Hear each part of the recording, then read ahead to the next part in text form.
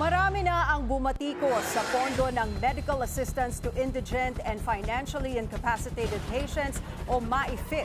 Pero sa huli, tumaas pa ang pondo nito sa 51 billion pesos.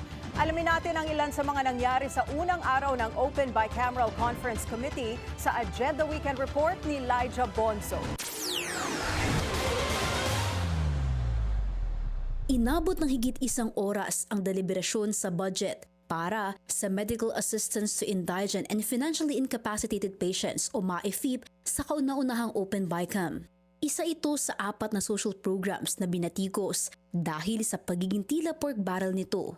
Ilang senador ang naalarma dahil kadalasan nagiging ugat ito para sa political patronage system o palakasan, lalo't nagiging sandalan ng mga benepisyaryo ang paghingi ng guarantee letters mula sa mga politiko bago makatanggap ng pinansyal na tulong. Giit ng House contingents, maraming maapektuhan kung bababaan ang pondo ng MAIFIP. The increase in MAIFIP is due to the need to fund the government's, the directive of President Ferdinand Marcos Jr.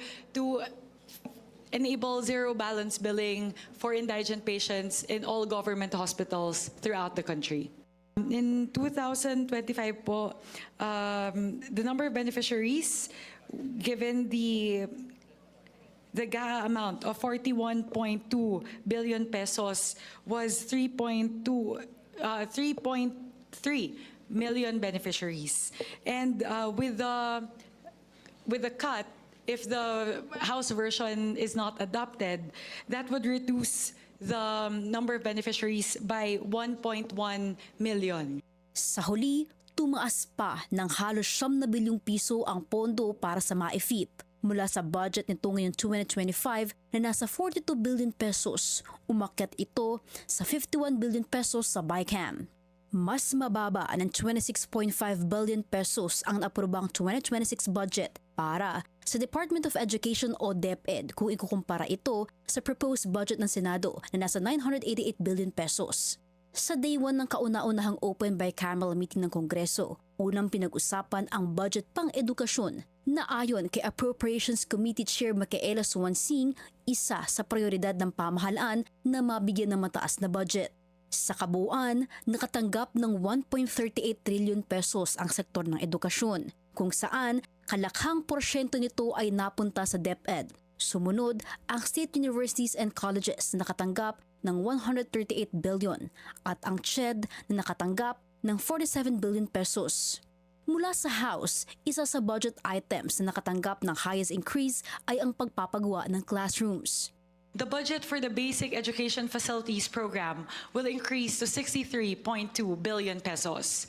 This amount translates to around 25,200 new and rehabilitated classrooms in 2026, or 63% of the 40,000 classrooms envisioned by the President to be built and rehabilitated by 2028. Bukod dito, iminungkahi rin sa BICAM ang pagtaas ng budget para sa school-based feeding program mula sa 11.7 billion umakyat sa 25.7 billion pesos.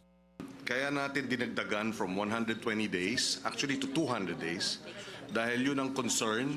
Dahil ang concern ng ating mga teachers ay bumabalik sa malnutrition at wasting pag hindi kumpleto yung number of days na yung feeding program. Therefore, nasasayang lang yung ginagastos. Dumalo lahat ng inaasahang contingents mula sa House at Senado, bukod kina Senators J.V. Ejercito, Bato de la Rosa at Camille Villar. Humabol sa BICAM meeting sa St. Pia Cayetano bandang 7:45 p.m. Halos 9 na oras magmula nang magsimula ang meeting. Magpapatuloy ang bicameral conference hanggang Linggo at may posibilidad na ma-extend umano hanggang Lunes. Para sa Agenda Weekend, Elijah Bonzo, Billionaire News Channel.